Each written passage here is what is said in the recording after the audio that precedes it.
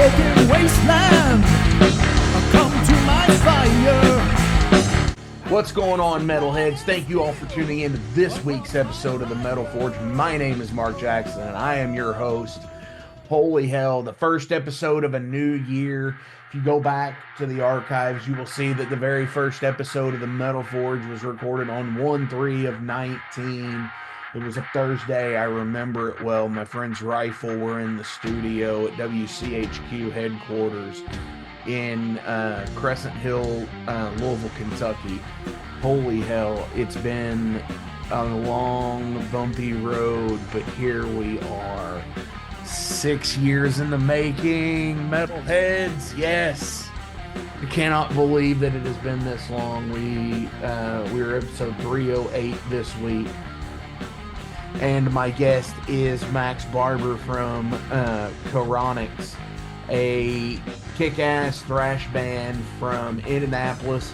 Max lives in Reno now, but cool shit with talking with him because we get to talk about one of the great injustices in metal, and that is Spotify and the crazy shit that happened to the band where Spotify had claimed that their streams were AI streams, they weren't by real people, and they sent it back to Distrokid, and they just basically told them, yeah, we're not going to dispute it, and took it off. And that's some bullshit, because they could do that with anybody they deem as their garbage tracks. And yeah, that's not cool. You know, that's not cool at fucking all. And, you know, unfortunately, the independent musicians are the ones that get the fucking brunt of that shit. Is how many people are either A, not getting the streams that they say that they think that they're actually getting because it's been labeled as AI streams or fake streams or whatever they call it. And there's a whole big lot of their garbage on the website. And you know what? And it's made me not want to publish this on Spotify anymore and only stick to YouTube. I'm not going to do that because we do get quite a few Spotify followers, and it's not fair to them. They're just using the platform. And I want this show to go out to everybody in every way they can, no matter what platform you listen on, because it's all about that at the end of the day, is that everybody's having a good time and not, you know, stressed out over the dumb shit, that you can break out and listen to some metal in the end of the day. And yeah, I mean, that's what it's about. You know, it's about that unwind and, you know, of going to a show and kicking ass and being with your friends and doing all the things and all the stuff, as they say. Jason Gardner from the Heavy Metal Wasteland will be tuning in with us here momentarily with Max from Charonyx. And before we get to it, like I said, this is the 6-year anniversary of the Metal Forge, and I want to go out and say thank you to everybody who has listened to even a second of this show over the last 6 years. If you have been on this show, if you've sent me some Patreon donations at flamekeeper.vip, thank you so fucking much. If you have written in saying that how much you have hated the show, you know, thank you, because that's, you know, getting that criticism lets me know what I can and can't do and what I should do better and all of that. And that's really where I'm at with my life right now, is just trying to put out the best content, the best, just not even interviews. I call this, it's not even an interview, it's more of a conversation. You know, we are a conversation-based interview podcast. We derail a lot. We just have just general conversations with our people, with our guests. And I want to reach out to more people this year, you know, skirt the boundaries of the metal and rock and punk and all of that, and get more interesting guests from more interesting places. Like, there is a competitive food eater couple that I want to interview. There is a competitive food challenge eater that I went to high school with. And and he's only recently started doing it, so I'd really like to get with him and see what he says. But no, I appreciate every last one of you that tunes into the show each and every week, who take the time out of your busy schedules to listen, to, even if it's just to, you know, if you're getting something out of it, I appreciate it. If you're getting an escape from the general bullshit of everyday life from this show, I appreciate you, and I am glad that I can do that. But when it comes to things like what Spotify has done to Max's band and me being a musician, that is what I absolutely can't stand about the independent scene, is we have no voice. And I want to be that voice. I am that voice for these independent musicians, so you all can hear it. So, you know, and I guarantee, you know, I get a lot of musicians listening to the podcast. That's awesome. If you were a musician listening to the podcast, you know, I know we are all in that situation of how we absolutely despise government and shit like that. But maybe, you know, this is the thing that matters. Legislation against places like Spotify and Pandora and Tidal and Apple and iTunes and shit like that. That's where, you know, when it's going to, and YouTube for that matter, is, you know, getting a fair rate on streaming. Writing in to your congressmen and senators, your representatives. And I know that's such a cop-out to say, because, you know, that was, you know, does it provide real change? Well, I mean, we never know until we actually do it, you know. Maybe there's a musicians unions out there that can help with that. You know, do the research. Let's get this shit together. Let's try to get our independent brethren and everybody as much into the actual way of making money doing this the way they should, you know, because there's got to be a better way. You know, we should be able to go on tour and not have to worry about losing our homes and shit like that. Maybe that's what the 6 years is going to start. I do want to say later on this month, we are going to have a new segment debut. We might, I don't know how the extent of it's going to be, but look out for a new segment, and it'll be video as well. And I hope you all dig it. I love you guys. Let's listen to some Charonyx. And this is from the EP that got removed from Spotify. This is Persistent Soul. And we want to get radical out there. You know, we've got to do the thing. We've got to radicalize. We've got to go the right way of doing things. You know, standing up for what we believe in. And why not? This is a radical sense of mind.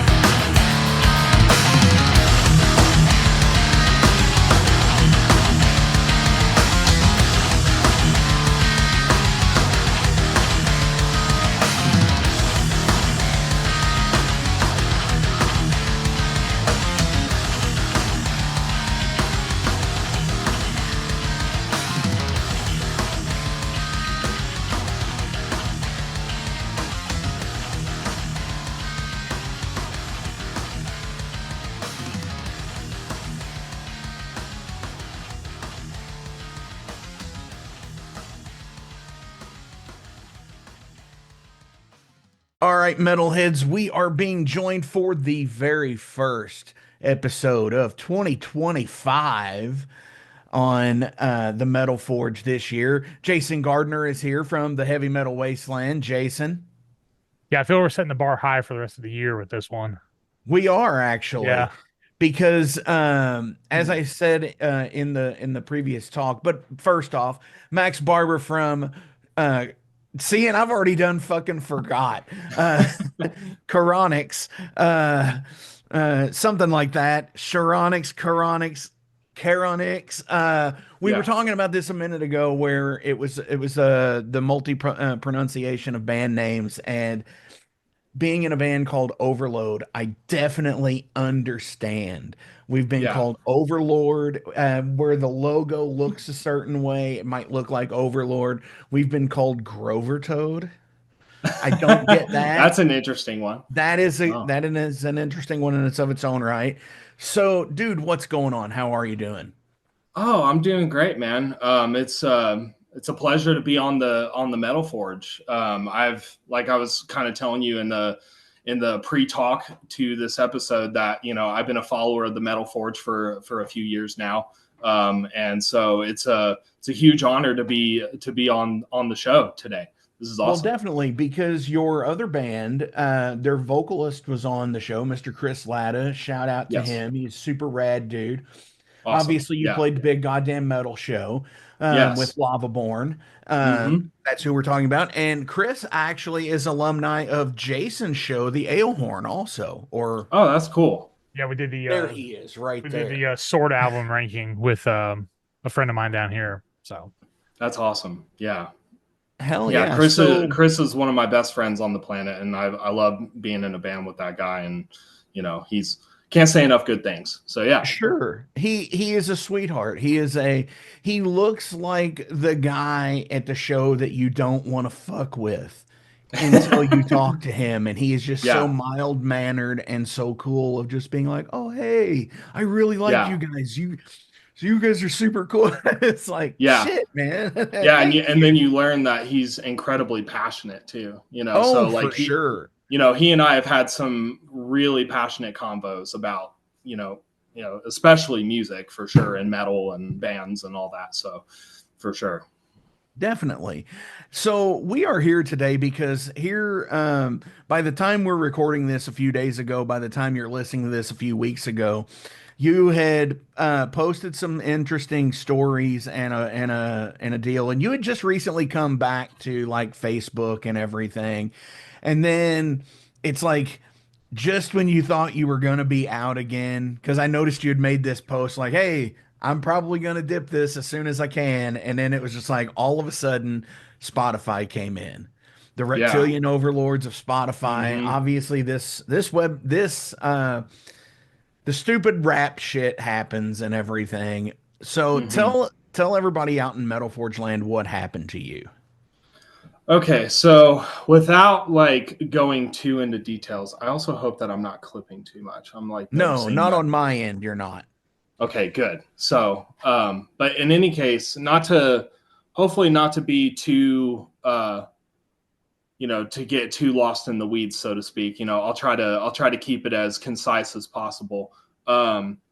Basically, it all started on Monday of last week. So roughly about a week ago, we had gotten an email on the band email from Distrokid, who is our online digital distribution service. Sure. So, As I'm sure I they are for most people. oh yeah, like a lot of people use them because like when they came out on the scene roughly a decade ago or so, it was revolutionary because they was like $20 a year, and you could upload as many releases as you want. It's all your music is on every platform, and back then it was great. It was fantastic. But anyway, point is like we got an email from DistroKid, and basically they said that that Spotify had notified them that our song "Fall Prey to Insanity," which is our top song on Spotify at the time, they were going to remove the track because they suspected that it had artificial streams. And the way that they described that it could have artificial streams is if, say, like either one of us in the band, or if, say, we worked with somebody who was kind of on the marketing end of things, was that we paid for like some sort of like third party promotional service that guaranteed streams, or like we paid to get on a playlist to jack streams up, essentially, which we did neither of those things. None of those things have occurred. I've never paid for any services like that, nor has anybody in the band. So when I got this email, I was very perplexed, to say the least, because I was like, why is that the case? I mean, we had a stronger month of streams last month in October, but that was really about it. And I noticed that we were gaining traction in some, like in some countries overseas, which was really cool to see, because I'm not like one of those people that checks the metrics every day and obsess over those things, but occasionally, every once in a while, like I'll go look and go, oh, hey, we're doing pretty well in this case and that case, and so on and so forth. But so I noticed we had gotten a nice boost, and I think it was because we were finally put on like some of like Spotify's discovery algorithms, and like if you have a playlist, they'll have like the smart shuffle feature, so they'll kind of like cycle in certain bands, depending on what you're listening to. So I think we were starting to kind of crack into some of that, and we were starting to see the numbers, and it was really cool. And I was like, well, that's great.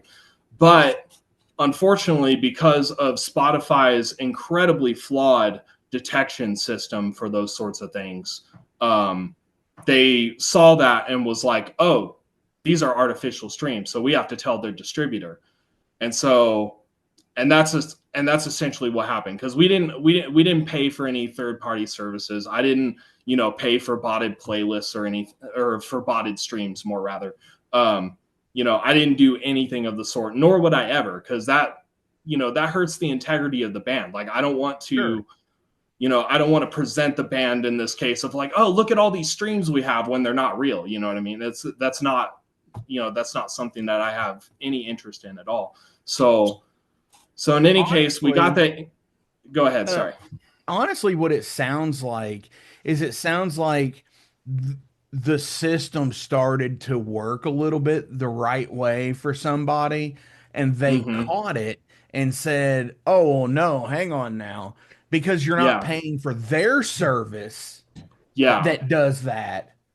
In some capacity, sure. I mean, there's a lot on the back end that happens that a lot of us don't know. It's like, I can't tell you exactly how that even occurred, or nor could they. I mean, and I'll get to that here in a minute, but like, it was like, so in any case, I got the email, and so the first thing I did was I started researching online. I was like, all right, I can't be the only person that's gone through this, right? So I'm doing like a deep dive on the web, trying to figure out like if anybody else had ran into this and how they may have combated it, to kind of get some advice on possibly how to do it. And someone was like, I came across a few different resources that said, hey, let's, they have Spotify for Artists has a chat that you can talk to them on and bring up these issues, and just kind of, according to the resources that I saw, they said that they were very helpful. And I was like, okay, great. That's awesome. So I went on Spotify for Artists, and I started chatting with somebody, and of course, just like any of the chats, like it always starts with like an AI bot, giving you, the typical like, how can I assist you today? And they give you like some obvious answers. And so, but then at a certain point, you kind of have to say, just like when you're speaking on the phone with customer service, you got to be like, I need to speak to a representative. So I eventually typed that in. Eventually I got to a human being, or so I think. You know what I mean? It's like, it could be a human being. I don't know. But what I assumed was a human being. And I explained the situation. I said, look, we don't pay for those sorts of things, nor would we ever. And, I basically just tried to dispute it. And all they could tell me essentially was, yeah, we can't disclose any additional information about the situation at this time, and you're going to have to talk to your distributor. And that's all they said. And after trying to get a hold of a few number of people from Spotify, they all essentially told me either the same thing, or they decided that they were just going to end the chat. It was like I would type up a prompt, I would send it, and then after that, like sometimes they would just cut the chat off and like not even respond to me. Oh, So I was shit. like, wow, okay. So then at that point, I'm like, all right, well, fuck Spotify in this case. I'm like, fuck Spotify anyway, but especially during this scenario, I was definitely like, wow, okay. So then, later on, I thought, okay, well, if they're telling me that I got to contact my distributor, then I'll do that, even though I don't personally see the point, because Spotify was the one that made the claim. It's like it's technically their fault. Like it's their it's their problem, because they kind of, because for a little bit of a background, they sometime in, because I was reading on it, sometime earlier this year, maybe around April or so, they had released a new terms of their service saying that they were trying to crack down on this issue of artists getting artificial streams, and I think what they were trying to do is they saw a couple of extreme cases on their end, and they're like, oh man, we gotta take care of this somehow. But unfortunately, they tried to do a blanket fix that was kind of like a set it and forget it sort of situation. And they didn't really put any further nuance into it, to where, all of a sudden, like little guys like us get affected unfairly, and their claims end up being completely unwarranted, because, so I was like, but in any case, because of that, that's why this occurred. So when they told me to contact Distrokid, I was like, all right, I'll go do that, even though I don't see the point in it. And so I sent an email to Distrokid, and I let them know what was going on. I said, hey, like, I got this email. We never paid for any sort of third-party service or, to get artificial streams or anything like that, And basically all they said was, they essentially told me that, well, we appreciate the additional insight into your situation. However, we have confirmed that the streams on your song are artificial, and so therefore we are going to go ahead and take it down. And when they sent that to me the first time, I was like, I'm not going to accept that. Someone has to hear me. And so then I sent all the information again, and I reworded it differently. And I was like, can I please just talk to somebody who will hear me out? And essentially it was like another person who sent the same email word for word. And so the main takeaway from that whole situation was, Spotify made a false claim to Distrokid about us having artificial streams. And Distrokid just simply was like, okay, we'll remove it. And that's it. What seems to me on this, and looking on Spotify for artists myself, um, it's like all you need to know about artificial streaming. And it's this really long, drawn out thing about bad actors and all this other technical jargon bullshit.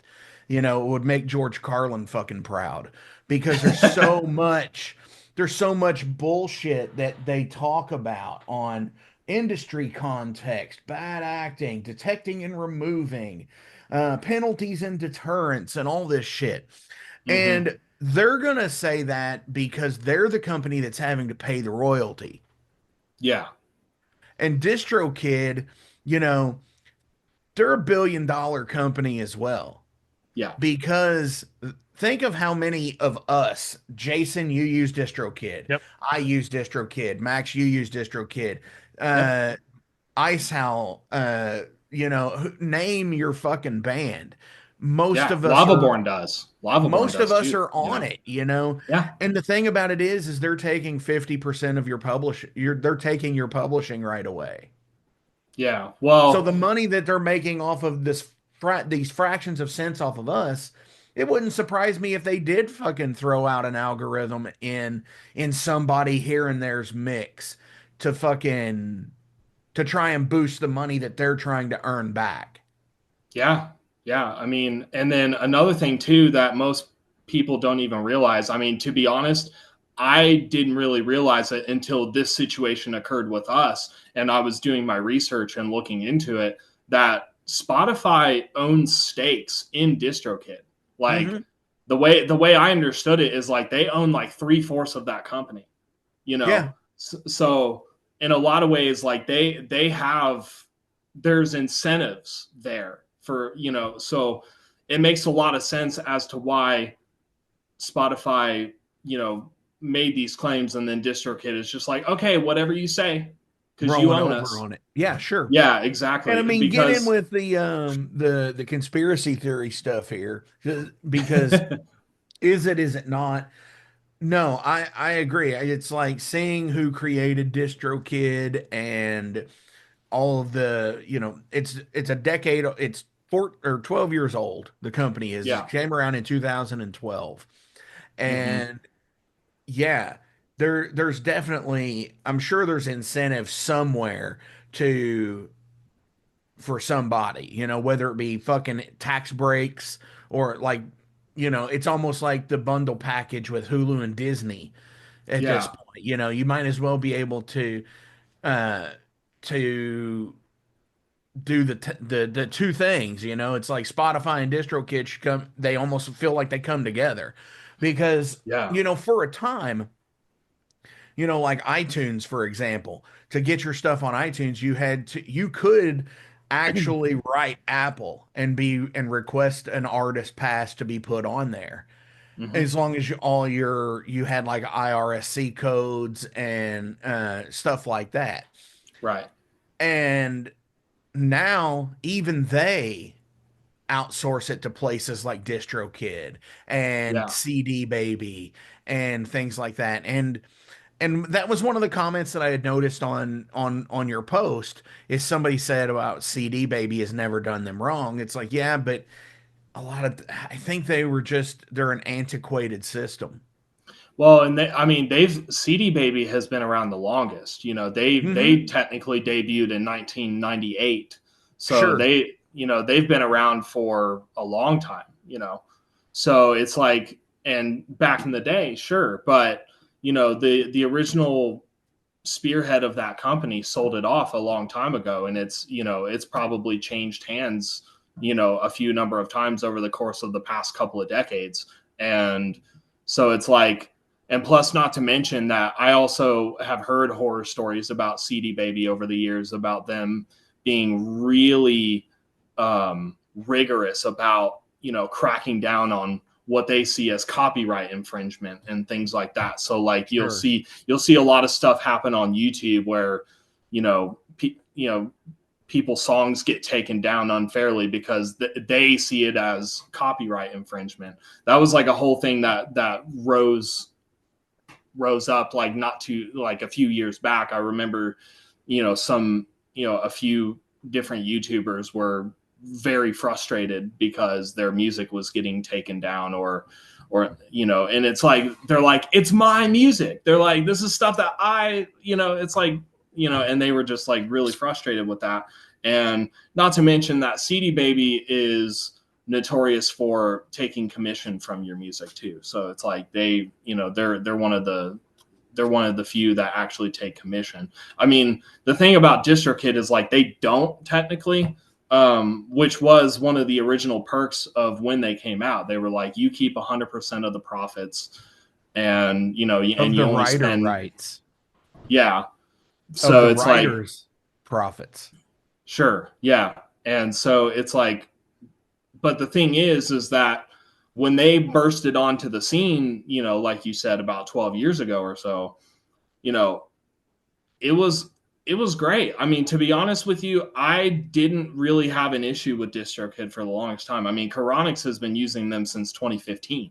You know, it's just like, so up until this recent fiasco with us, like, I didn't really have too much of a problem. I was like, all right, because the thing is like, even in my research with doing this, like, what I've learned is like pretty much all of the distribution services have something about them that sucks. You just have to like choose, you have to pick your poison, so to speak, and kind of choose the lesser of all evils, so to speak. And that's kind of, but back then it was like DistroKid was revolutionary, but now it's like, because they're a multi-billion-dollar company and they're now owned mostly by Spotify at this point, sure, they distribute to a lot of other services and that's great. But, it's like when Spotify owns 3/4 of your company, it's kind of like, okay.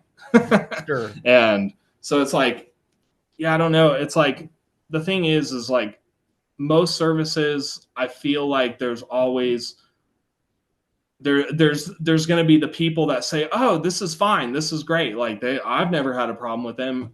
For as many people that say that, there's probably just as many people on the other side saying that, oh man, they're awful, this is what they did to me, da da da da da, and Right. so it's hard in that regard, because as someone who's just simply trying to get the music out there and and get it in front of people to listen to, it's like, how do you navigate that? Like, how do you try to sift through all the different services? Because even just this past week when I've been researching, I mean, there is so many players in the game now, whereas like 10 years ago, there really wasn't that many. You had maybe like 5, at best. Oh, sure. Like there was like, there was only just a handful, whereas now it's like, and yeah, when you log into your Distrokid account and it shows you your listing of albums and releases, and it's got all these little icons across there that they're sharing to. Yeah, absolutely. I remember in the day when, CD Baby offered just they didn't even offer YouTube at the time, the first time we ever used it, because we used it for the first time in like 03. One of my bands did. So they didn't even offer YouTube, but they offered, I mean, that was right around the time that they started with iTunes and stuff. But back in that day, it was it was more a way to get your CD out to somewhere. You use them for the pressing plant most of the time at that time. Yeah, whereas definitely. It's all digital now. But this is almost no different than it was another 30 and 40 and 50 years ago in music as well, with I think they label some of these bands, like Jason, your favorite thing of what the track number is. Anything under than 1,000 is what? Garbage tracks. That's what that quote was. Yeah. So back in the day, like, I'll take Motorhead for an example here. They were signed to, after the Bronze years, they were signed to WTG, which was a Sony subsidiary. Right. But you will never find those albums ever released on like a re-release, because they were only signed to take a loss for Sony. Oh man. So yeah, they knew they were probably going to sell 50, 100,000 copies of those records back in the day. But when they're pushing people like Cher and Madonna and Ozzy and people like that are selling millions of copies, yeah, they're going to use them as a fucking tax write-off. And it's exactly what I think they do with the garbage tracks or whatever else, or hey, we're going to say these are AI tracks. And yeah, they might have been, not to your knowledge. You've got there's the deniability factor with you, because of course, I mean, yeah, I'm sure metalheads will do stuff like that, especially the popularity contest bands. Yeah. But like most people do have a little bit more integrity than that. I would Yeah. think. And I would, it's definitely safe to say that, that Charonyx has that integrity. I mean, I would never do that, as I was saying earlier, just because it's like, if I want people to listen to my music, it's like I want it to be through organic means. Sure. I want it to be, I want people to genuinely be into the band and listen to the songs and, and actually be about it. It's like, and I don't want to, I don't want to present the band in any other way other than just being, authentic. It's like, because to me, that's what's important, especially in this day and age where there's so much, unauthenticity out there. And, and there unfortunately are people out there that are, doing, paying for artificial streams and getting on botted playlists and things, but the unfortunate reality of that is because there are people doing that, they're kind of ruining it for everybody else, and they're, because for example, like Charonyx is also on Threads, and, we've been getting some pretty decent traction on there. And what we've noticed is like, there's a community of people on there that have also been affected by this as well. Like I've chatted with a lot of other bands that said that they were the victim of this, where they got accused of having artificial streams, and then their songs got taken down, without the ability to fight it. Like they're like, it's basically like once they've made that decision, like you can't fight it. You basically just have to accept it. And it was heartbreaking to see that, like to not only, feel that ourselves, but to see other people, that are also, hardworking bands, hardworking musicians, people that are trying to do it for real. And they're being affected by this because unfortunately, like the industry has it where they feel like, your career lives and dies by how many streams you have on Spotify. And it's really unfortunate. It's like, Sure. I don't personally believe that. I feel like there's many other avenues in which, you can prove yourself as a band and as an artist. But, I've seen the argument time and time again of like, well, all the industry heads care about is how many streams you have and how many monthly listeners you have on Spotify. So, it's like you have to care about it. And it's just like, I mean, sure, but Remember, at the like same 20 time, years ago, it was like Facebook likes. yeah, It was more, the more Facebook likes you had, the more you meant something. I thought it was Or how MySpace many friends. Spotify friends you could have. yeah, I thought it was Or MySpace. not friends. Spotify, MySpace friends. Like exactly. everyone had one in common. That was Tom. He was I a fan of deleted everybody. Tom. I actually deleted Tom. I said, fuck you, Fuck that guy, Tom. I fucking don't want to poser. be your friend. Oh my And gosh. and honestly, I'll say this too. Fuck a bunch of Spotify on the podcast here. I know I upload to them and everything, but honestly, with them buying Anchor a few years ago, it has completely trashed. I get more response out of YouTube now than I do on my on Spotify or Yeah. going through their shit. I have more it's like the follower count is greater for some reason on Spotify, but like nobody ever listens on Spotify. They always watch on YouTube now. Yeah. Well, and I mean, at And that point, you have to go, you have to cater to where your audience is at, and sure. that's just the nature of the beast. It's like whenever, whenever you put something out, whether if you are, a podcast show or, or a musician, it's like, if you are gaining traction in a couple different spaces that maybe aren't the normal, it's like, in a lot of ways, I feel like that's kind of a good thing, because then it's like, okay, well, we're starting to generate an audience in this way, and let's kind of, figure out how we can, lean into that. And, because, with all of us kind of being in it together, so to speak, trying to, rise through the immense amount of noise that there is in the industry these days, like, you know, you got to take what you can get in that regard, as far as like, you know, if say you are getting more views and more interaction on YouTube, it's like, then hell yeah, man, like go after that and focus on that. And that's kind of how we feel about our music. Whereas like, you know, I mean, like, sure, we've gotten some traction on Spotify, sure, but like on the same token, like we've gotten traction in other areas too. And so, and it's always good that whenever that happens. And so I always feel like it's always good to cater where people are listening and people are paying attention, you know, because ultimately that's where you're going to gain your fans, like the people that eventually are like, man, this band rules.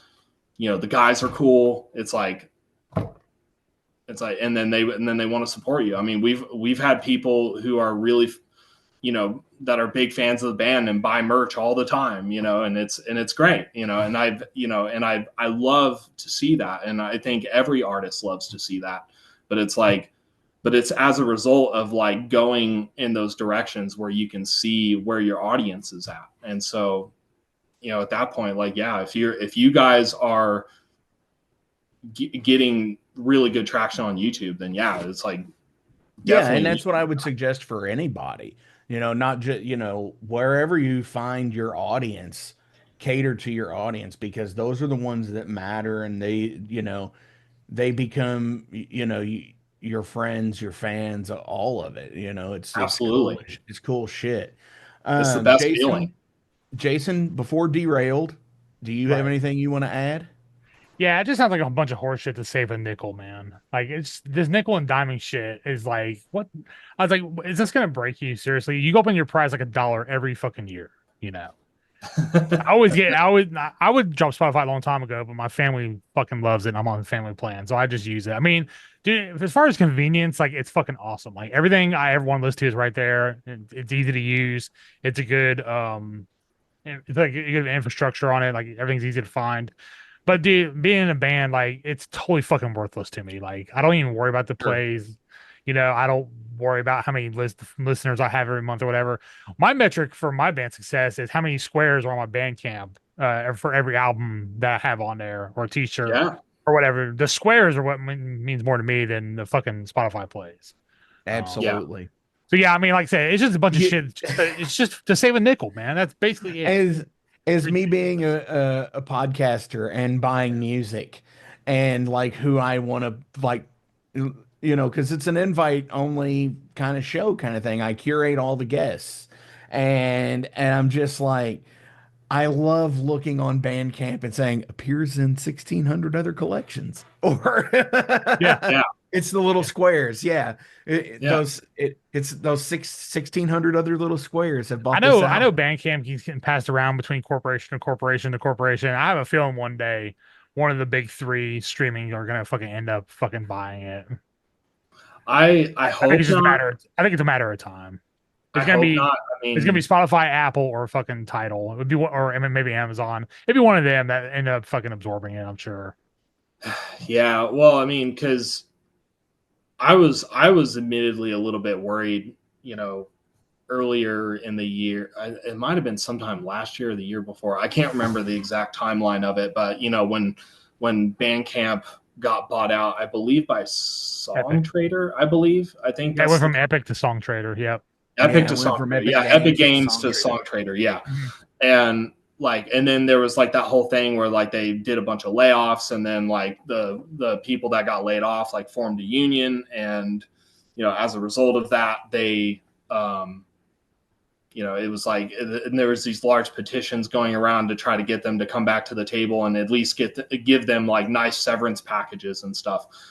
It was like when all that shit was going down, I remember kind of being worried about Bandcamp then, because I was like, man, you know, I mean, sure, like just like every company, there's things about them that suck, of course, but you know, but for the most part, like Bandcamp are kind of seen as the good guys, you know, because they roll out the Bandcamp Fridays, and you know, they provide the most compensation for bands. I mean, I think Charonyx has made the most money from Bandcamp than any other avenue, truthfully. And so it's like Yeah, same. they've been crucial for us and for many other bands, you know. And so just, you know, I hope that, you know, they can at least keep it going, or they don't rock the boat too much. I mean, I'm sure changes are going to occur here and there, because that's just how things evolve and change over time. But I hope that they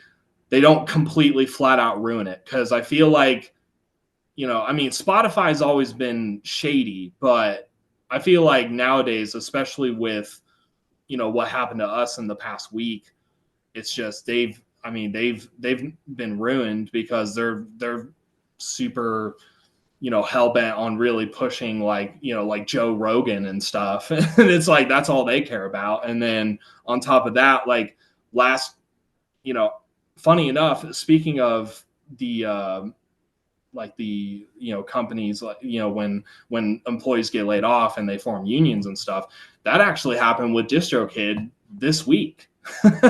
Funny enough, Kyle Wilcher, he shared a video where there was a guy from Distrokid who was on an interview, and he was explaining how, you know, Distrokid just did a huge round of layoffs as well just this past week alone, and that they're, you know, because, and the reason why they did that was because they learned that there were people in their company that formed a union, and they basically were like, we don't want that, and so they just fired everybody. Yeah, You know, none of those companies do. yeah, they don't like people standing up for themselves and being like, hey, listen, you know, we see some fried shit going on, and, you know, we're not going to take it. And it's like, they don't like that. You know, companies like Distrokid don't like that. You know, I mean, unfortunately, Bandcamp too, and then also Spotify, of course. Like, it's just. So actually, this time on my most recent song, when I registered it with ASCAP, I only put Distrokid down as a 25% publisher. So I'm going to see how that goes. Yeah. Oh man. Because I still am retaining my publishing right. Yeah. And fuck them. If they want to take it off, they can take it off. Yeah. But yeah, I mean, honestly, it again, it's almost like, again, like you said, picking the lesser of the evils. You know, Yeah. The system is fundamentally flawed, and I think it all comes back, and this is the shit thing about it. It comes back to legislation, you know, because as there is like terrestrial radio has laws of what can and can't be, or what should be paid out per stream. Did I lose everybody? Nope, still here. No, I still got you. Oh, wow, like everybody froze there for a second. That happened a couple times for me, but then everybody came back, so I think we're good. We're just Okay, listening cool. we're just listening very intently. Nice. So like I said, like with terrestrial radio, and like how much things can like during the reason why there's so many morning shows in America is because that is the most lucrative time that people are in their vehicles. So they pay out the most money for songs played during that time, which is why. Dude, can I say something about morning shows real quick? I haven't listened Sure. to a morning show in, I don't know, 10 years at least. Like nothing. Maybe you should. Because I don't have to. Dude, I heard of one the other morning. I was at somebody's house like early in the morning, and they had one on. It was, dude, I don't see how anybody doesn't blow their fucking brains out driving down the road listening to this shit, dude. It's so Dude, I listen well, and dude, it's so Max fucking knows- cringe, man. Okay, so Max and I live about 2 hours apart from each other. So he and I know that our 95 station is essentially the same station. My 95.7 QMF is pretty much the same as his Q95 in Indianapolis. Yeah. So the Bob and Tom show is pretty well up there, and Midwest and everything. So when I listen to the morning show, that's who I'm listening to. But now it's not Bob and Tom. It's because Bob's retired. So, but anyway, Probably for the best. yeah. Derailed. Max, what do you like to do in spare time? Oh man. So funny enough, you know, we were just talking about, you know, geography. So I actually don't live in Indianapolis anymore. So funny enough, I actually live in Reno, Nevada. That's where I'm currently Oh residing. shit. Yeah. And so what's really cool about that is around here, it's very scenic. There's a lot of awesome outdoorsy things to go do. So I really love going on hikes and visiting some of the local lakes around here, and going on trails and stuff like that. I love doing outdoorsy activities. And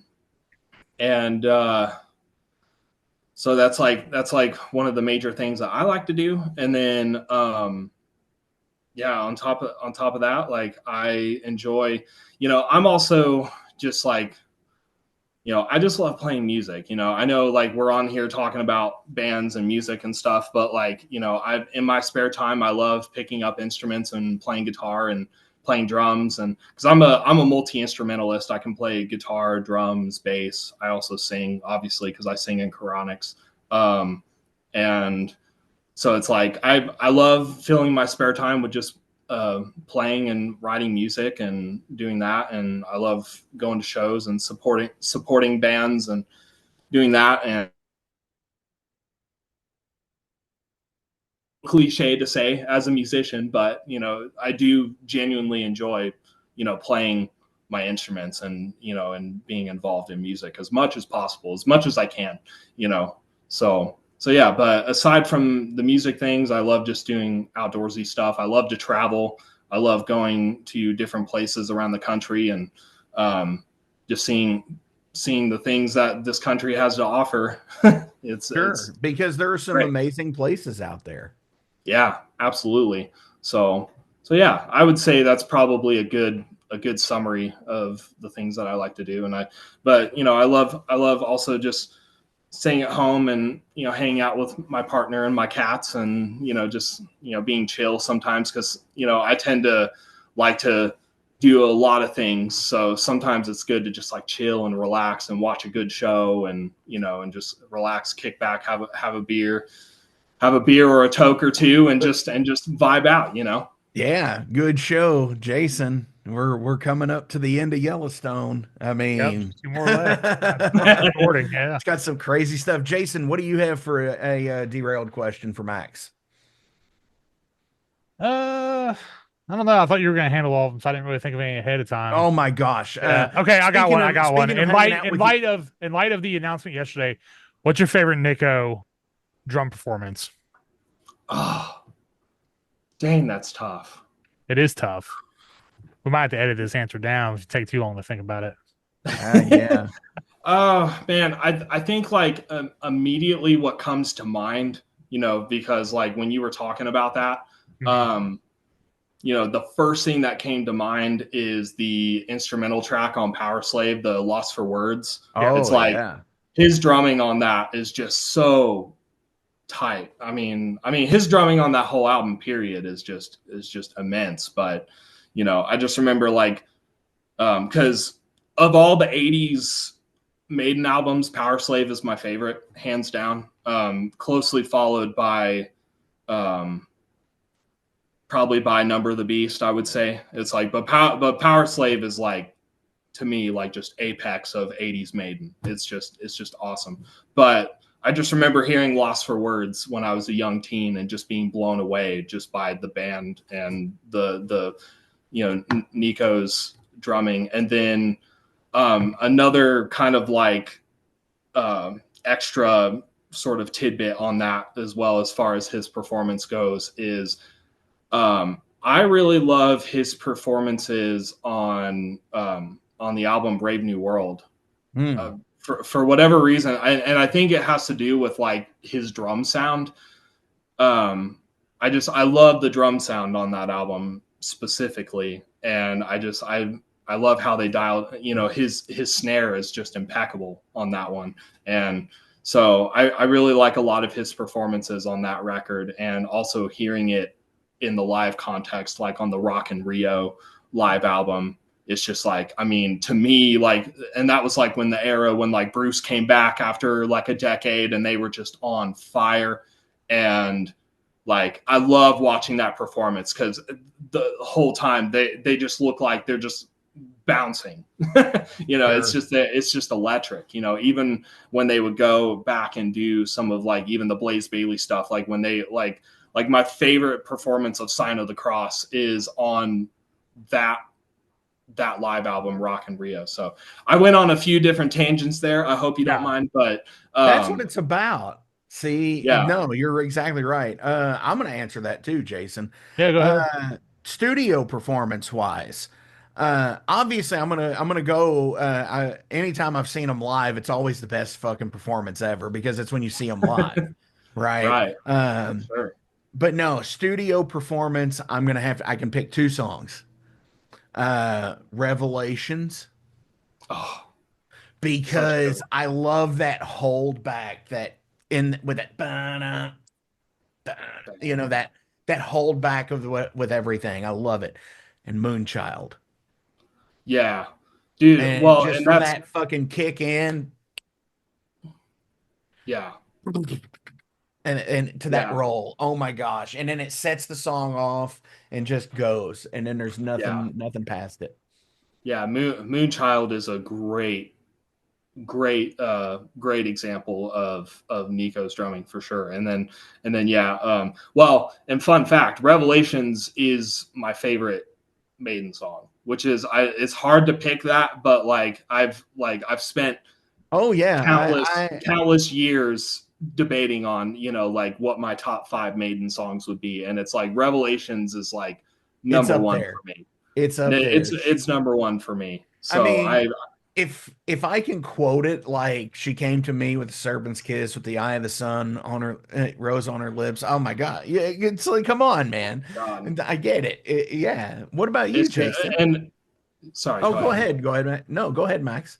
No, and I was just gonna make like I mean, obviously Bruce is an incredible vocalist, but his vocal performance on that song in particular is just like one of his best. I mean, it's just forever an inspiration as far as I'm concerned. It's incredible. But anyway.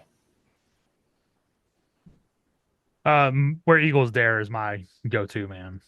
Nice. Like when that shit kicks in, dude, when that fucking first fill kicks in, it's like, oh my god, yes. It's like a fucking clinic for like patience and like filling the void just enough not to be overdoing it and not to just be kind of phoning it in. Like the shit's amazing. I'll say my favorite is probably the Trooper, but I have to say like the last time I saw him in Charlotte, which was like last month, like the Trooper is kind of when I knew the end was near because it was a pretty rough performance.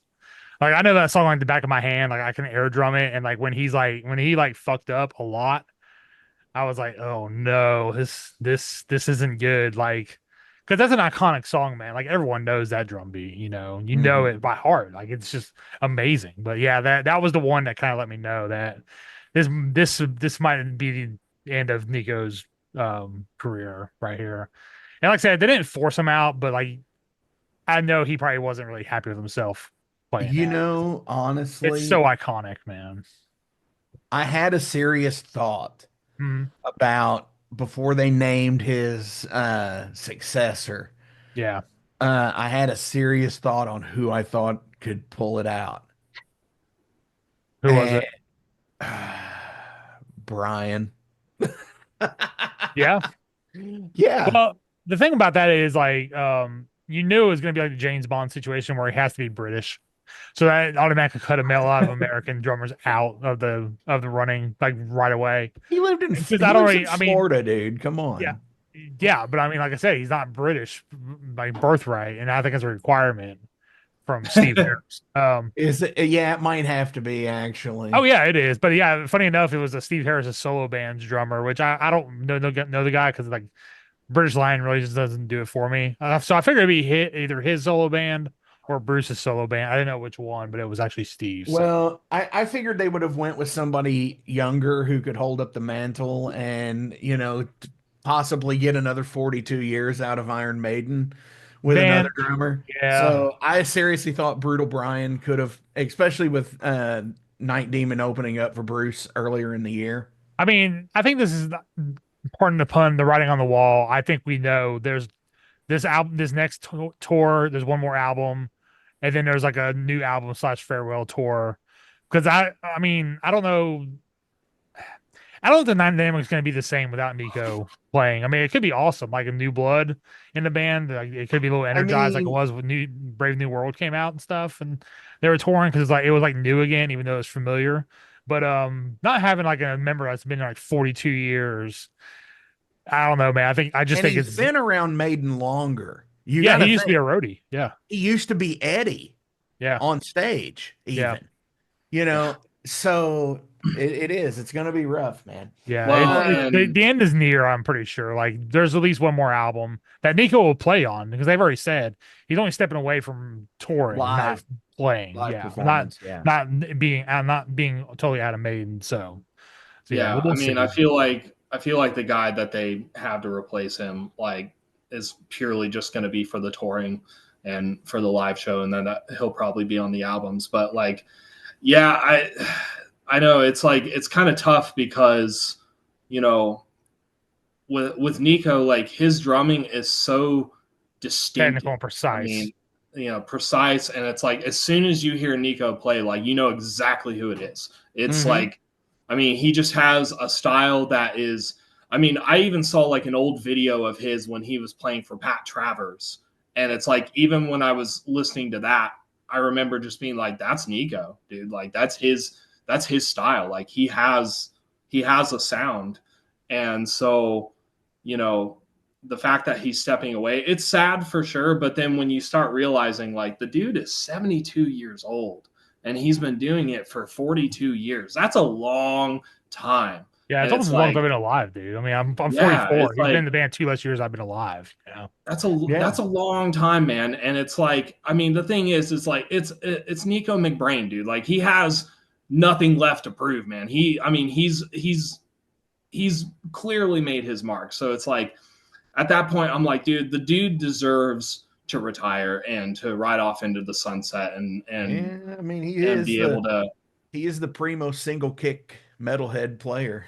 Yeah, Oh, man, dude, dude, fucking Wicker Man, like the drums on that shit, like there's no way I could Yeah. play it that long with just a single pedal. I'd cheat a heartbeat, man. This dude's out there like barefooted, just like bouncing around, Like holy shit, dude, that's yeah, awesome. I think like Ghost of the Navigator also has like a part in the middle somewhere where like he does like basically like a single foot double kick Hmm. maneuver, and it's just like, yeah, I remember Yeah. like seeing a live video where like they like put the camera like on his foot pedal, like, and having him do it, and it's just like, man, I mean, that's just nuts. I mean, the amount of famous drummer, like good drummers that have gone backstage and bombarded Nico and been like, show me how you do that, man. That's incredible. It's like, Well, it's what's interesting about it is it's as if he's playing fucking heel toe and doing it one footed but twice in the same amount of time. it's And nuts. that's what's the crazy shit.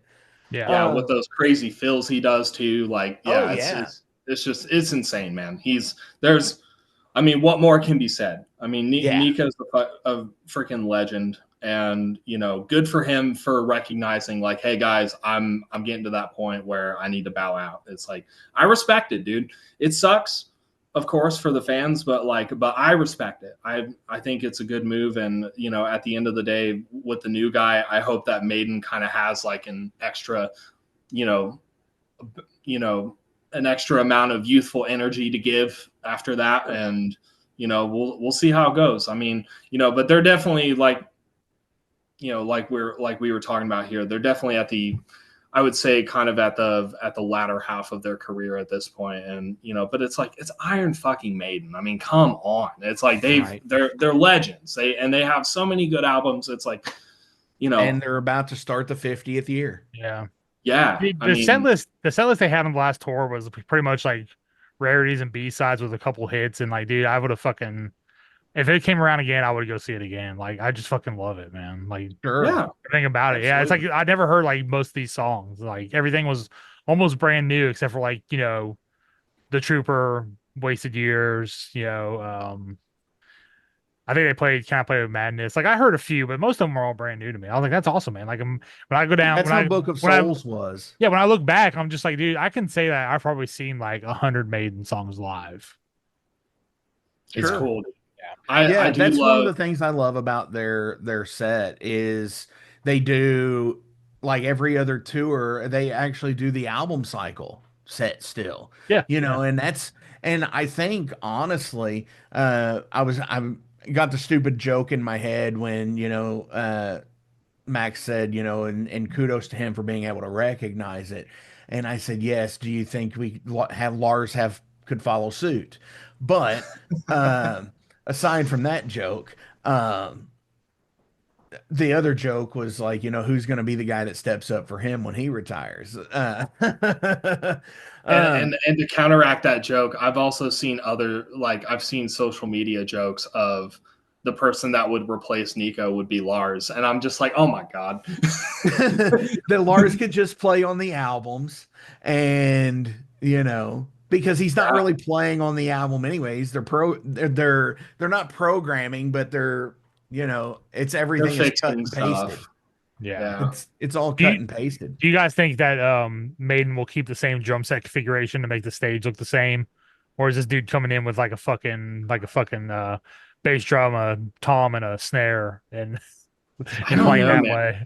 Fucking guy comes in and plays a fucking a 4-piece like a little trap kit, yeah. To be honest with you, I would almost love to see that. Like just to very like Charlie Watts style, like very minimalist. Yeah, like I almost would be like if that was the case, like I would almost be curious to see that and see like how that would pan out. Like I would love to see that. I think it'd be great. But what's so cool about that though is they've essentially kept this same stage setup at least for 18 years now. Dude, I would say about 20. I'd say since Brave New World. It's since Brave New World, yeah, probably. Different paint job, but same everything every time. Yeah, it's always the same. And what would be so cool about it is if they go back to like the what is it, the 86 live show, the Maiden Japan show, where it's got like the big where Nico's on the riser and it's open and Eddie's like hanging over the stage and shit. Like maybe we could go back to something like that. That would be cool. That would be sick. It'd be cool for the 50th anniversary. I will say the unfortunate thing about the first time I saw Maiden is I was on Dave Murray's side of the stage. And you could not see Nico unless you watched the screen. Because it's just that thing. It's like where the riser is.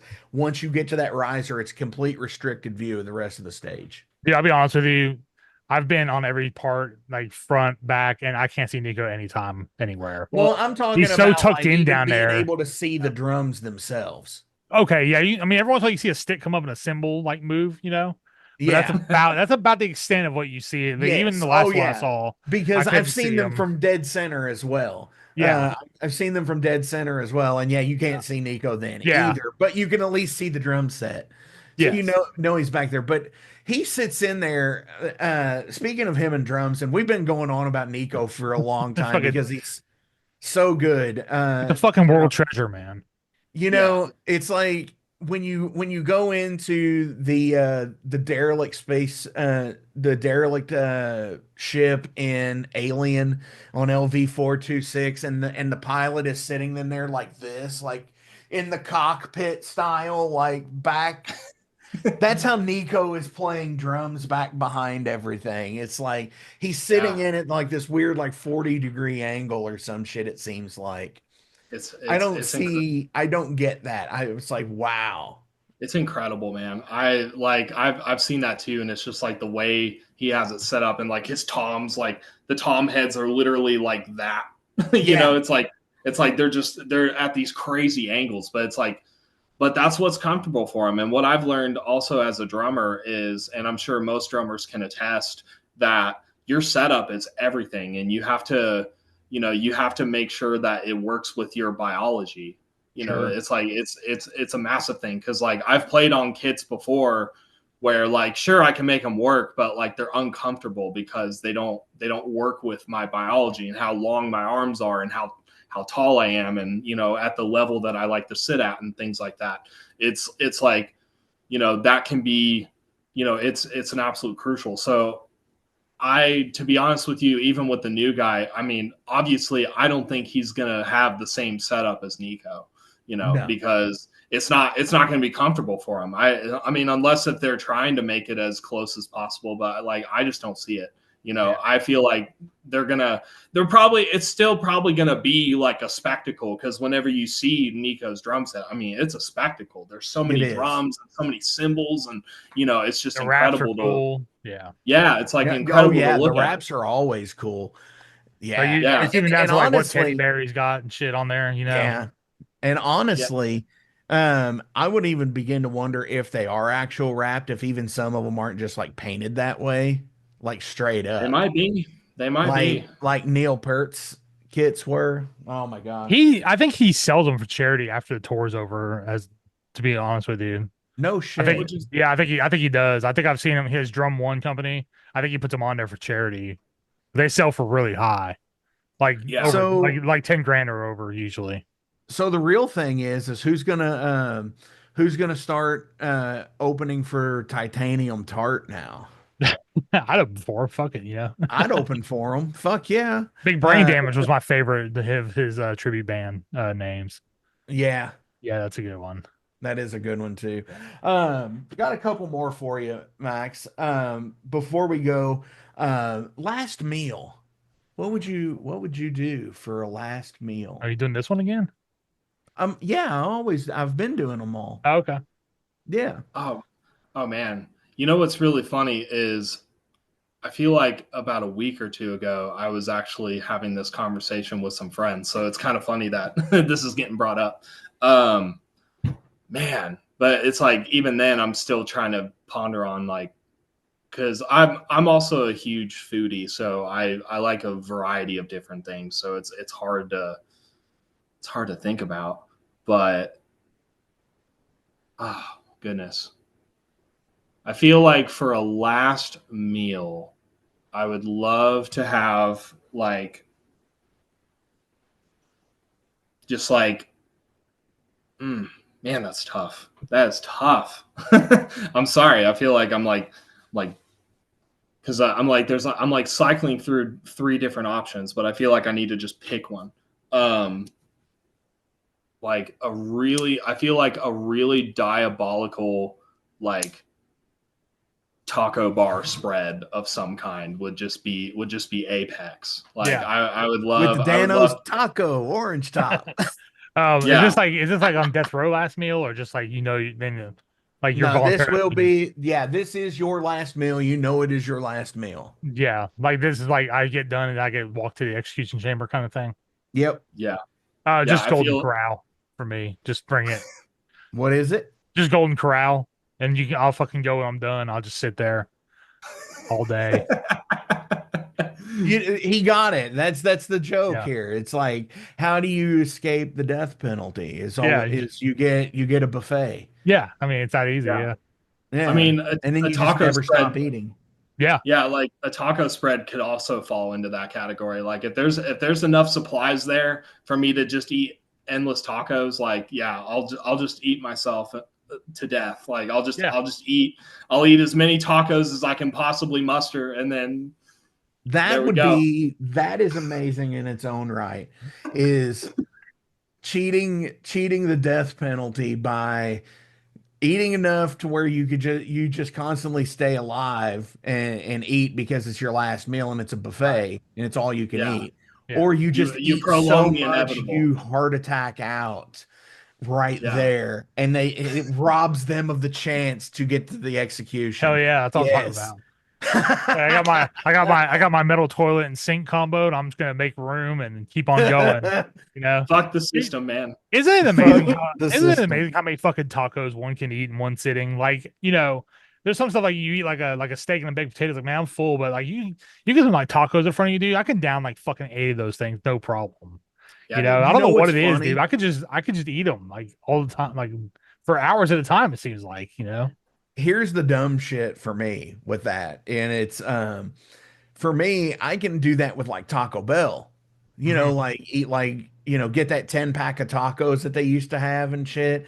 And fucking, but like you go to an actual fucking food truck and I'll fucking tap out after 2 tacos. Yeah, Right. because they Because it's, load them up, man. yeah, They they are. They are loaded for fucking bear. Nice fucking chorizo fucking taco. oh Damn it. man, if you It's give like me like 11 o'clock here, man. I can't get out and go. yeah. I- Honestly, okay, so a taco bar, that's cool because like I've always wanted to do like the put the aluminum foil down on the table and do the nacho pour all the way around and shit. yeah, And man.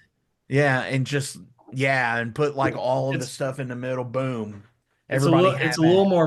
a little more versatile, I feel like. It's It like is. you can get a few different kinds of meals out of that, but it's all like the same ingredients.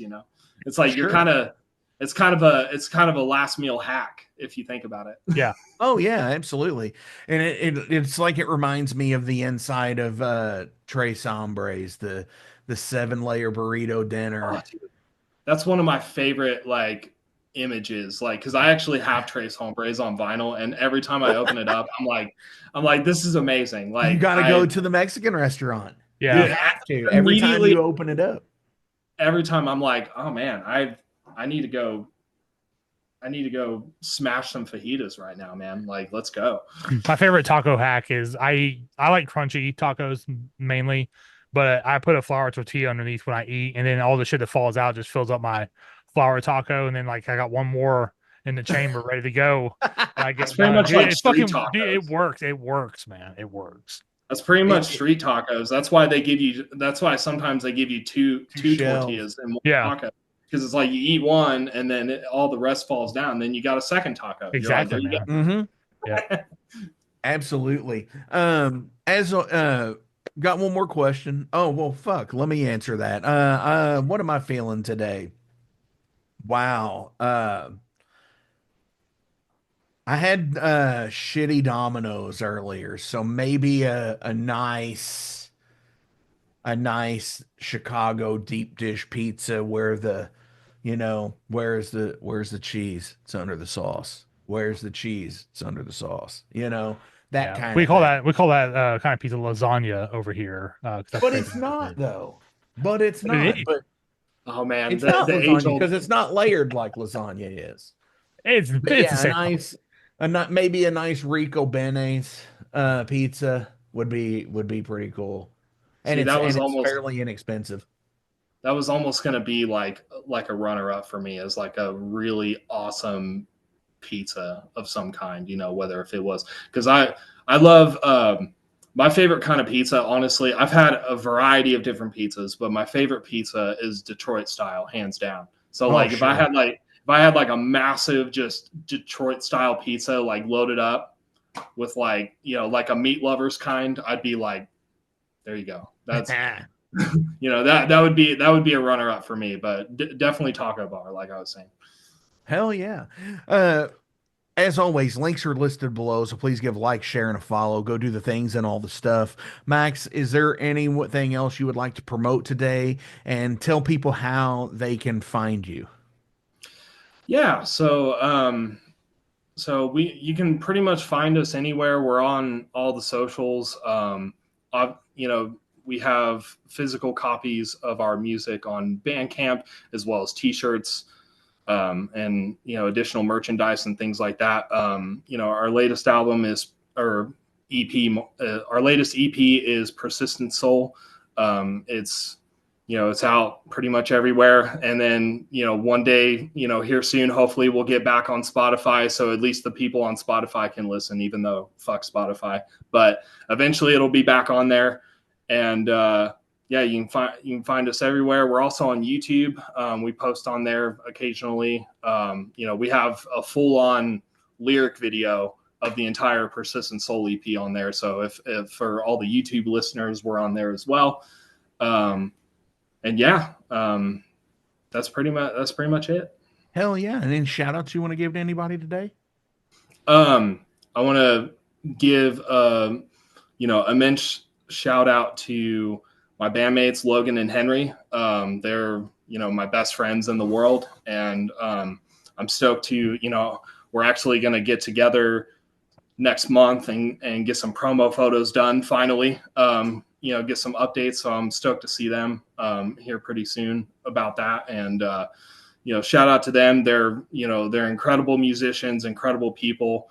I also want to shout out all my friends, out in Indy as well as here in Reno, and then also my family. I love them very dearly. So those are the main shout outs that I would love to give. Without my friends and my family and my the people that surround me, I wouldn't be where I am today. That's for sure. So, oh yeah, absolutely. So yeah, I appreciate you coming today and talking about the trials and tribulations and the just the garbage that being in an independent band and it's like finally having a voice and knowing your voice only for corporate fucking greed to try and shut you fucking up again. To save a nickel. Yeah, What'd you say, and I'm glad, Jason? Yeah, and it's just to save a nickel. Yeah. And I mean, and that's the thing, and there's bands that I question, honestly, especially seeing, parallels between of like genre and stuff like that with new wave of traditional heavy metal bands. And it's like, just because I know who somebody is doesn't necessarily know everybody knows who they are, I guess, but that's just me. But again, thank you, Max, for coming to the Metal Forge this week. My final question is, have you ever snuck into anything without paying? I mean, probably by accident, like maybe like unbeknownst to myself, more rather. You didn't sneak into the movies as a kid or anything? Weirdly enough, like not really. I feel it kind of feels silly to say almost, but like, I was, when I was a teenager growing up, like I was kind of an introvert. And so like a lot of times, like it was kind of, I was comfortable just like hanging out with like my immediate friends and just like, and then like staying home and like playing my instruments or, being online researching whatever I wanted to, or finding new music and things like that. So that was kind of the things that I did growing up. But as far as like sneaking into stuff, I didn't, I don't know if I did that a whole lot, to be honest. I guess I was kind of a good kid in that regard.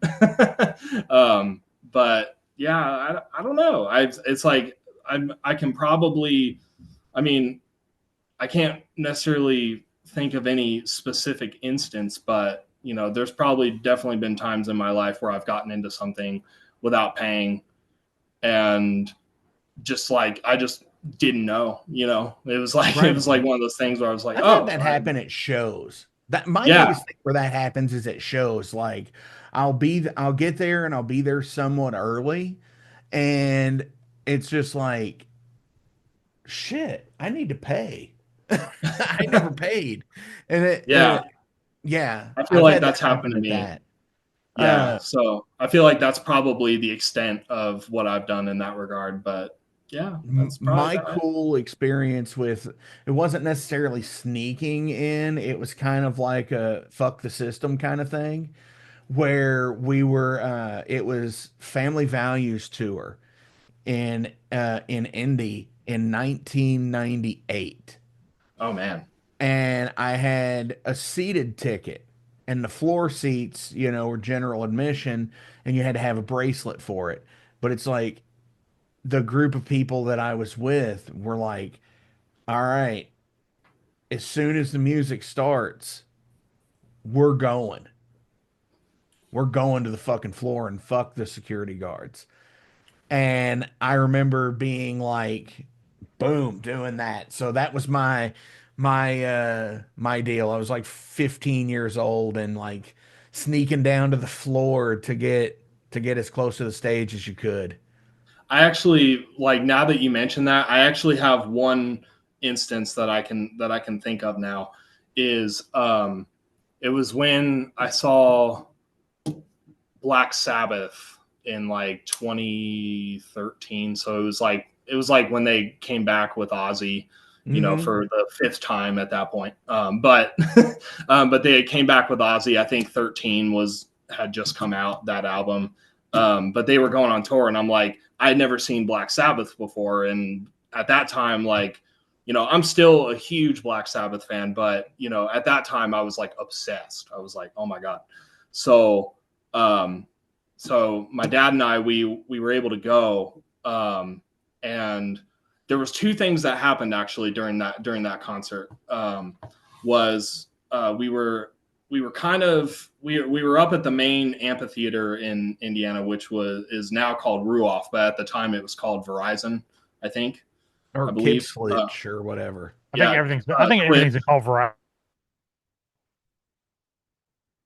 In any case, it was like the main outdoor concert venue. Most people who live in Indiana know exactly what I'm talking about. But anyway, Noblesville. Yeah, Noblesville. Yes. So I was we were there. Yeah. and so like my dad and I, we were actually kind of like on the, like, if you're looking at the stage, we were like to the left, but like all the way to the left. And my dad is handicapped, so he has to be in a wheelchair. And so when we were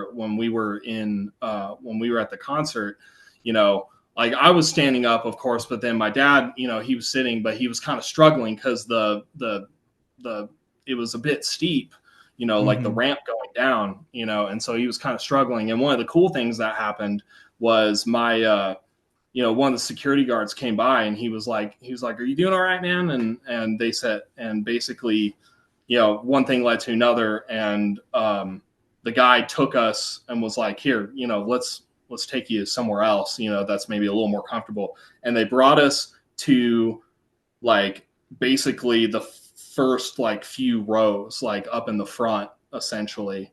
And it was one of those like, and we didn't pay for it. They just upgraded us to the front, essentially. Wow. And that was really cool. And then what I did during the concert was, because I was so close, I was like, one of the security guys got mad at me for it, but I did it anyway, which was I went up to all the way to the front, like near the barricades, and was like snapping pictures and recording videos and stuff. Cause I was like, in my head, I was like, it's Black fucking Sabbath. There's Tony Iommi right there. There's Geezer Butler, like I was just like freaking out, as a young teenager, just being like, oh my God, I'm seeing Black Sabbath for the first time. And it was just like, so I remember like just going up there and like snapping pictures and videos as much as I could until the security guard yelled at me, but I still kept doing it anyway. Dude, you just like completely brought back memories, man. Cause I was at that show with my nephew who was just learning how to play guitar, and he was getting into Black Sabbath and everything. And so totally rad. And you had mentioned, like the first time seeing Black Sabbath and everything. And at that time, the first time I had seen Black Sabbath was in 1999. Yeah. And saw him on the reunion tour, and feeling my Black Sabbath moment like yours was in the right before Snowblind, Ozzy asked if anybody still did cocaine, and the crowd felt like they just like got completely silent. And my friends and I were all like, yeah, because we knew it was coming up, and it made us look like we were fucking cokeheads. So, oh my gosh, yeah, it's just one of those like guilty by proximity. Yeah, exactly. You're like, oh man, And they always had some pretty cool bands they took out, especially in the reunion era.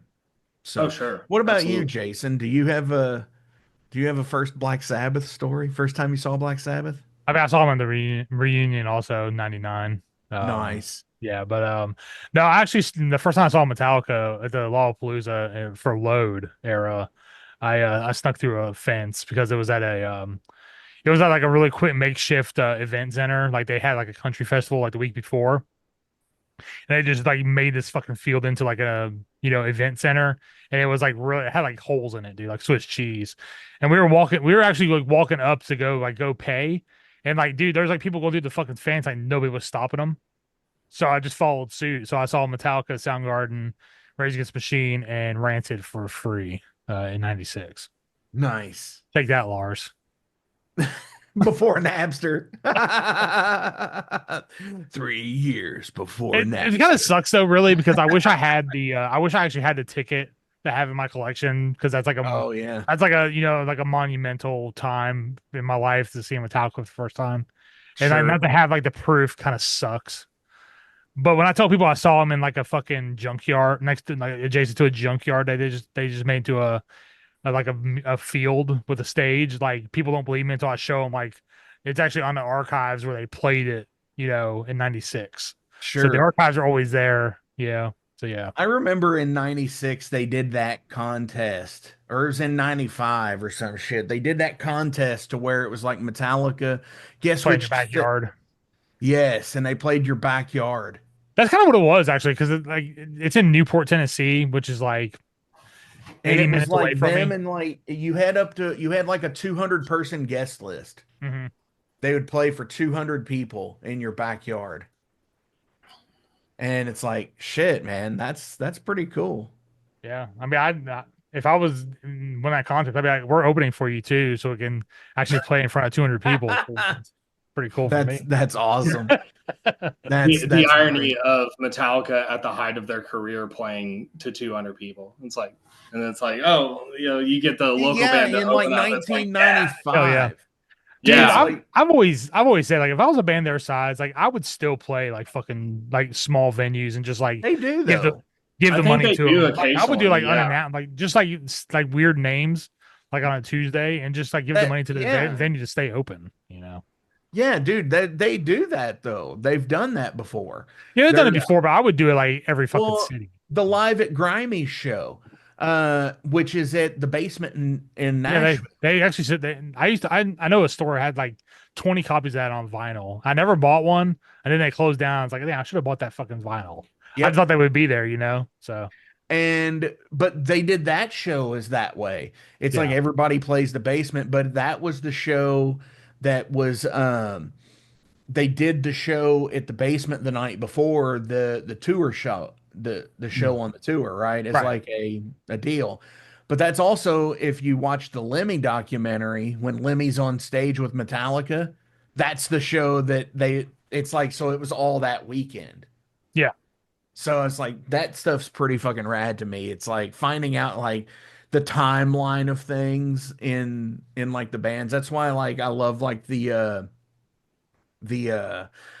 rock and roll family tree book that's out there. And I've got one on my wall that came from with a Black Sabbath and it goes to like Black Sabbath all the way down to like 89 from the inception. So, that's yeah, cool. I love the I mean, time. it's basically like Sabbath and Rainbow and Deep Purple, and then just everything just like goes off there. You Yeah, know, that's pretty much it. Yeah, because it's Yeah, got all of it's because it's got anybody who's ever been connected with Sabbath by like any kind of member ever. It's a family tree. it's So almost like like it's almost like incestual, like really the way it looks. it Like it's like is. yeah, Yeah, and there's one with like Motorhead that's done this way. There's one with Metallica that's done this way, and it's just like all of the people who they. It's like imagine like your family tree of musicians that you play with, like in like the bands that you're in and the bands that they've been in and stuff like that. But that's another show for another time.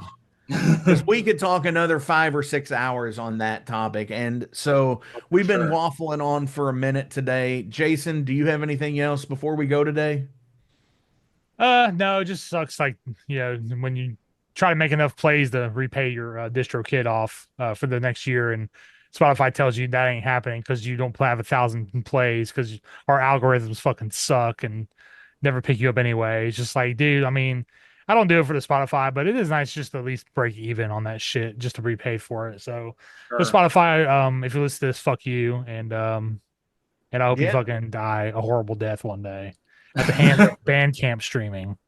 It'll be unfortunately, I think Spotify will be a thing that will continue to go on for quite a long time, unfortunately. It's But like cut the head off and it grows two more somewhere else. yeah, but you know, It's a but at this reptilian point, overlord. I told you.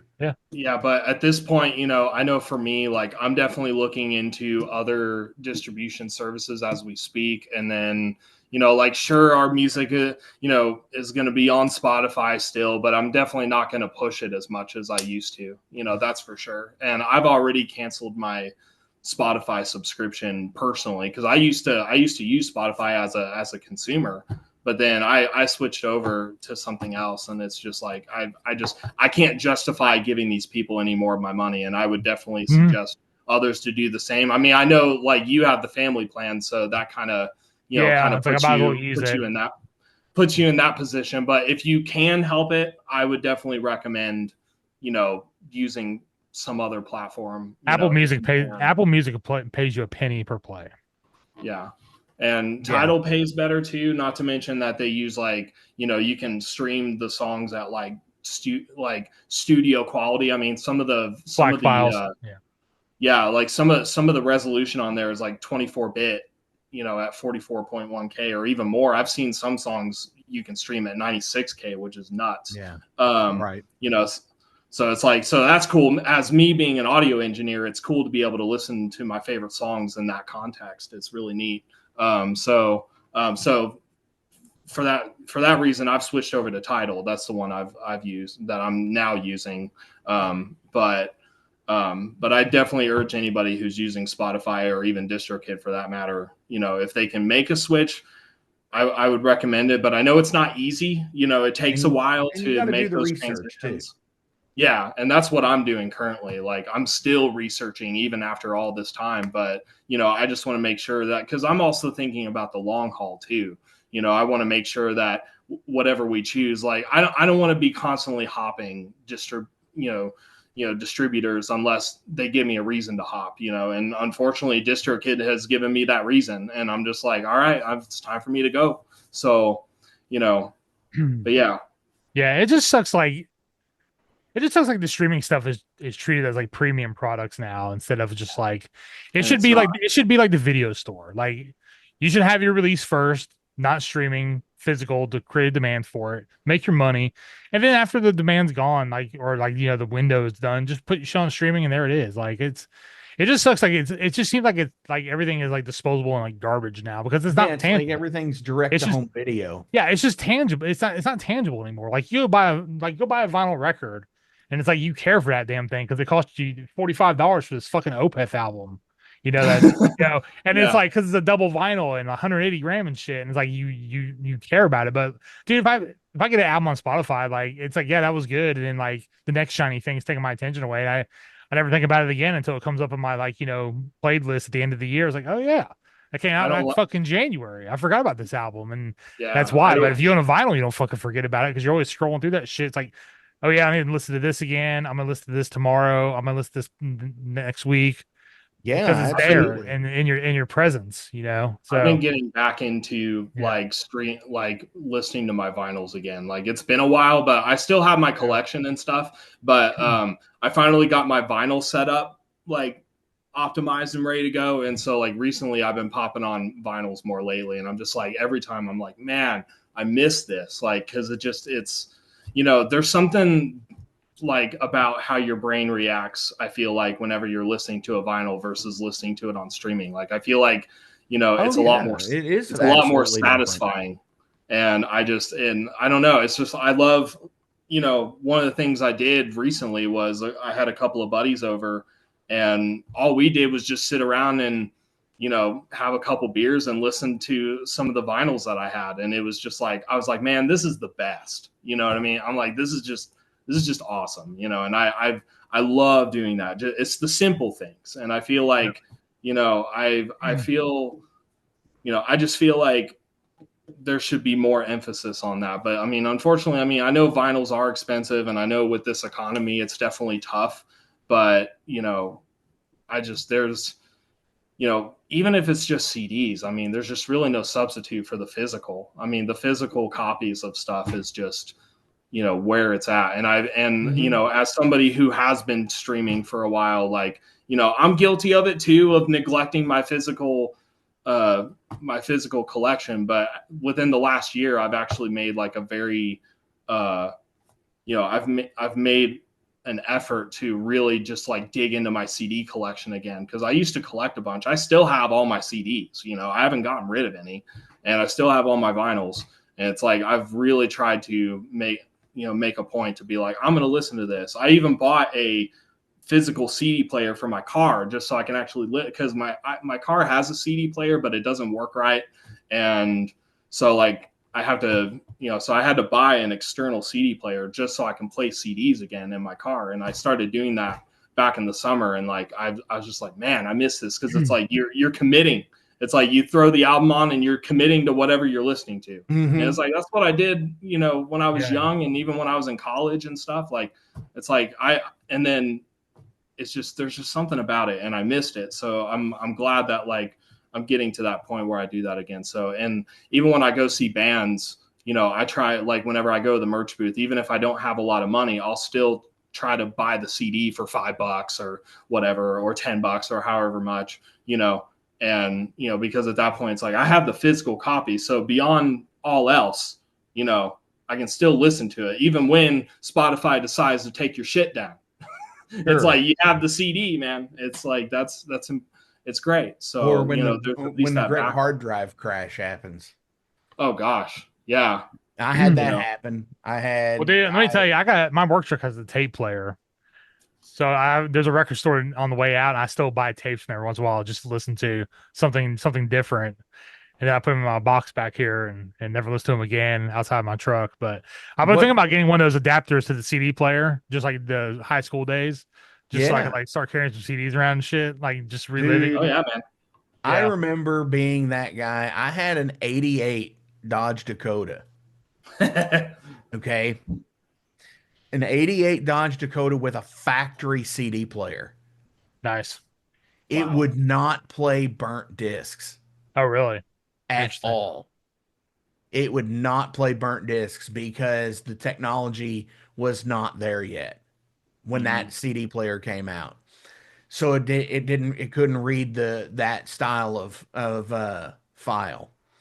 But I remember so many times the sun visor CD holders. I hate those things because they would always start to loosen, and then the CDs would fall out when you would go around a turn. I remember like losing a CD that way. I've been in like my friends' vehicles before, like when I was younger, like that had that set up, and like they, it's like the CDs would fall out of the thing, and we'd be all like, like trying to catch it, it's like, oh God, And if you didn't have air conditioning, this is a real struggle. If you had to have the windows down and then they would fall out the window, or they would fall into the floorboard of the passenger side, and you're like, motherfucker. But again, sad times, that's the tough one. That's another conversation for another day, because we could go on forever.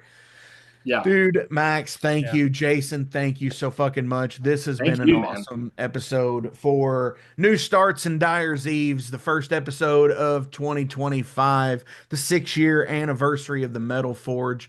On our way out today, Max, from the EP that was taken down, what are we gonna play? Oh man, honestly, how about the whole damn thing? Fuck them. Play it on Spotify. Well, it's not on Spotify, but it will be when we post this. Be now. Hopefully by then. But but the song that I'm really proud of, which is one of the ones that I shared, was the title track, "Persistent Soul." That song means a lot to me, and it's one that I feel like is kind of like, I kind of wrote it as like not only my own personal anthem, but as an anthem for anybody who is just like going through the trials and tribulations of life. And you're given so many, reasons to quit or give up or just simply not do it. And, it's about having a persistent soul and just continuing on no matter what. And, I feel like, it's you know, it's been a huge, you know, that song when I wrote it, it was like kind of a testament to the things that, you know, that not only I've been through in my life, but the band, and, you know, just like crawling our way, trying to get through. And, you know, it's like anytime like we play that song, it makes me feel a certain way. And, you know, it makes me feel like, you know, it gives me the courage to continue on. And I've heard other people, when they listen to it, they feel the same way. So that's definitely one that I would recommend playing for sure. Hell yeah, you heard him. This is Persistent Soul. Yeah. Get to the stop here.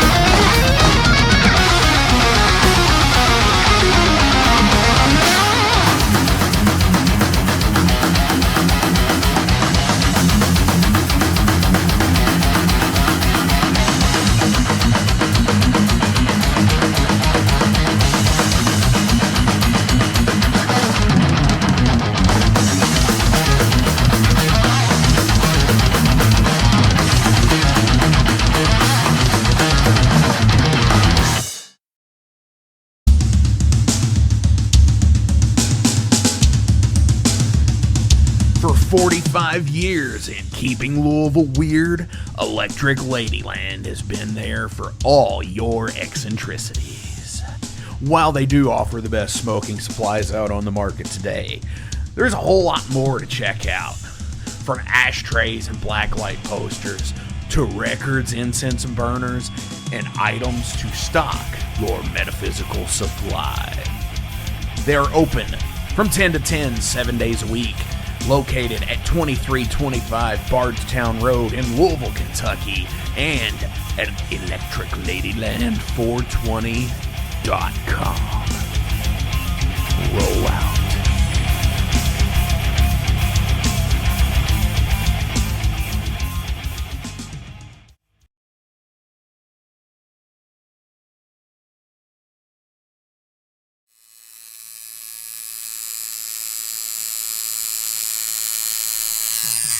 Hey metalheads, you like tattoos? Of course you do.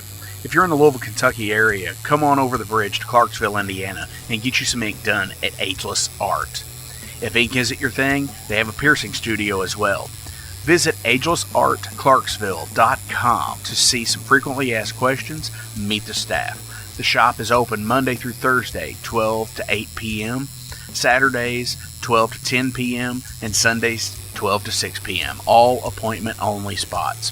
You can set up your appointments by phone at 812-283-1793 or email agelessarttattoondpiercing@gmail.com and someone will get you set up for your first or your next tattoo or piercing.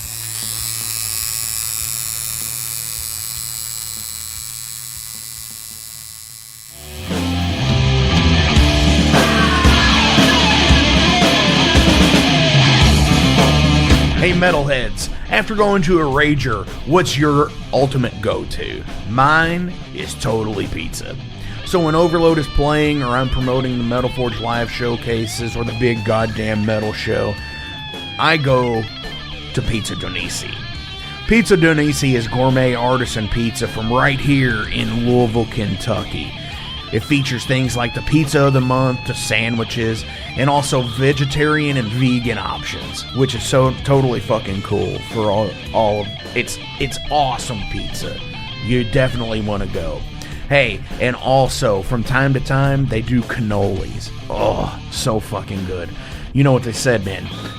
Leave the gun, take the cannoli. Yeah, just like that in Godfather. They're located right next to the Mag Bar at 1396 South 2nd Street. So either stop in or call in at 502-213-0488. They're open till midnight. The witching hour.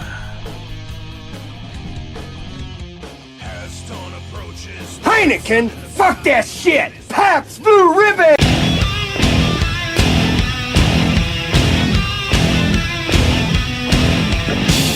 Hey metalheads, you all hear me talk about Mag Bar all the time. It is the home to the Metal Forge live showcases and is an integral stop in the ultimate underground metal tour schedule. They obviously feature live music, but the Mag Bar also has daily specials like Pint and Slice Night on Tuesdays with Pizza Donisi. But they also do Bring Your Own Vinyl on Thursdays with DJ Kent Jackson, and Finer Things Sundays. Located right next to Pizza Donisi at 1398 South 2nd Street, open 3 p.m. to 4 a.m. 7 days a week. Get your asses out to the Mag Bar. Rock out.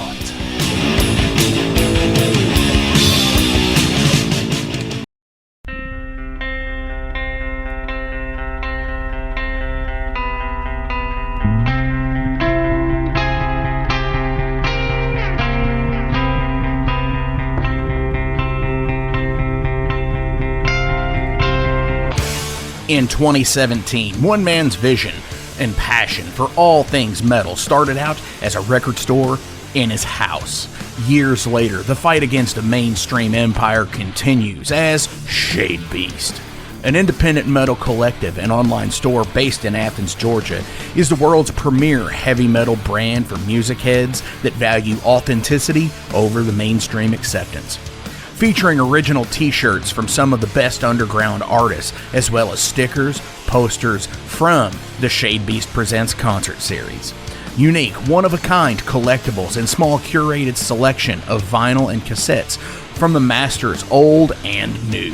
Visit shadebeast.com and enter promo code SithLord for free domestic shipping on your first order, whether you're a new customer or returning. And be sure to join the Shade Beast social groups on Facebook and the interwebs to keep up with the new release announcements and talk all things metal and Star Wars. You'll never find a more wretched hive of scum and filth.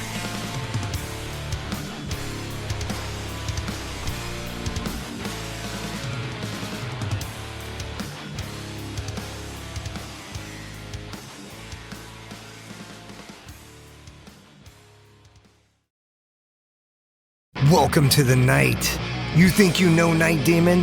Then the Night Demon Heavy Metal Podcast is for you. Step into the darkness as we peel back the curtain to give you an unprecedented, all-access look into the mind and the heart of the demon. We're talking band history, song analysis, studio anecdotes, stories from the road. It's everything a diehard Night Demon fan could want and more. This is the only place to learn the inside scoop, the deep dive trivia, the untold tales from the band members themselves and those closest to the Night Demon story. Need more? The Sacred Night Demon Crypt will be pried open to reveal demo recordings that have never before seen the light of day, all with in-depth commentary by the band and the people who were there for the writing and recording process. This is a gold mine, a treasure trove of all things Night Demon. Head over to nightdemon.net or wherever you listen to podcasts.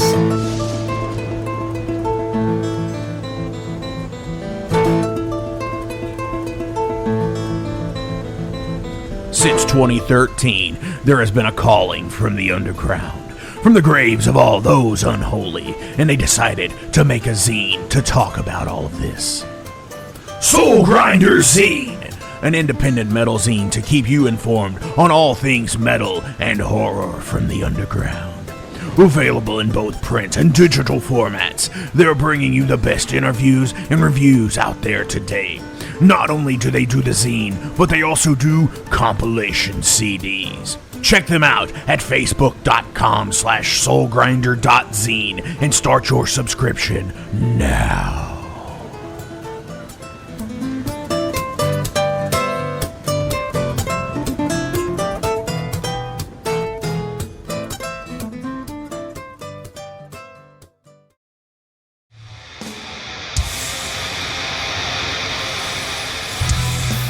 Hey everybody, let me tell you about the new sponsor to the Metal Forge, Unchained Tapes. They're an independent Pennsylvania tape label. They focus on extreme metal and punk with a killer approach to the tape scene. Visit their web store at unchainedtapes.bigcartel.com now to get your fill of tapes. And for being a Metal Forge listener, enter the code METALFORGE10 at checkout to get a 10% discount on your total purchase. That's unchainedtapes.bigcartel.com.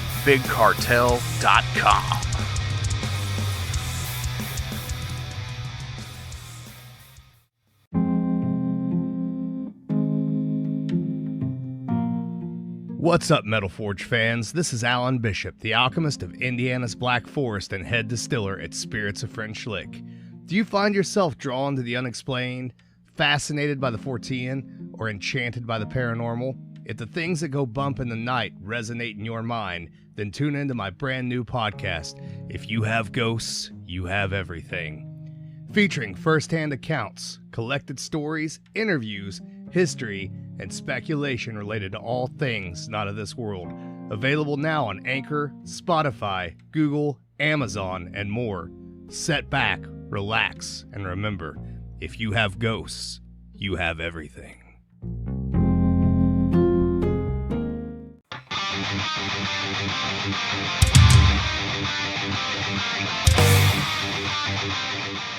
Hey, let me tell you guys about Mercenary Press. They're an independent London label and distributor of all things metal. Mercenary Press delivers the goods from their own independent zine. Trust me, you're going to want to get in on that. to distributing various bands from all over the world, including Cramp from Spain and Sadistic Force from Texas. Visit mercenarypress.bigcartel.com to find out what all they have in stock and what you can order.